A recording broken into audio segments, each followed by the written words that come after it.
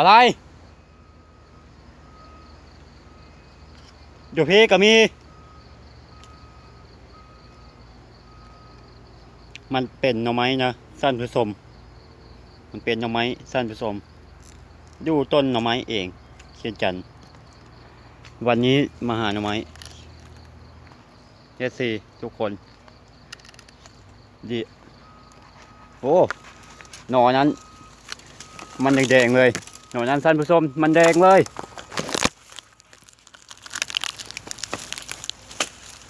หน่อแดง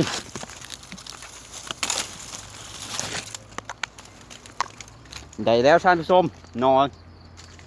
แหนงมันอันนี้นะ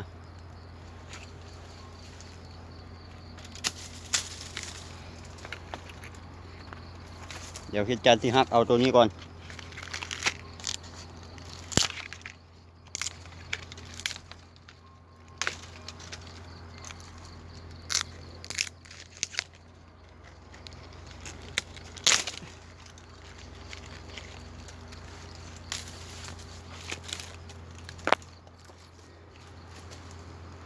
โอ้หน่อแหนงนี่กับเส้นกัน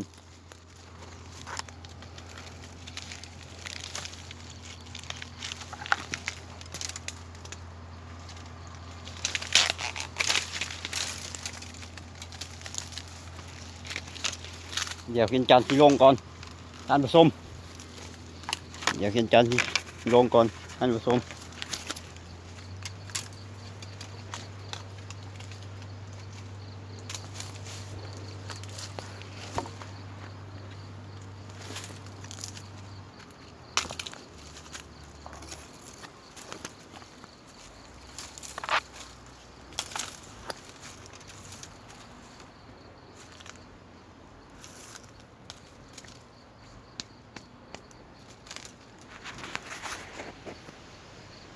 มันเป็นหน่อไม้ท่านผู้ชม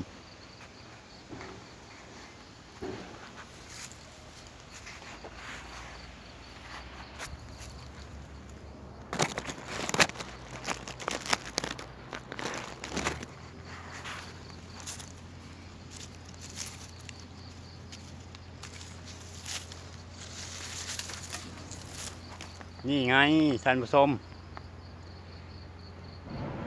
เจอแล้วได้หน่อบักใหญ่ๆเลยหน่อนี่นะเสียเอาเมื่อแกงบานเฮ้าแกงพื้นบาน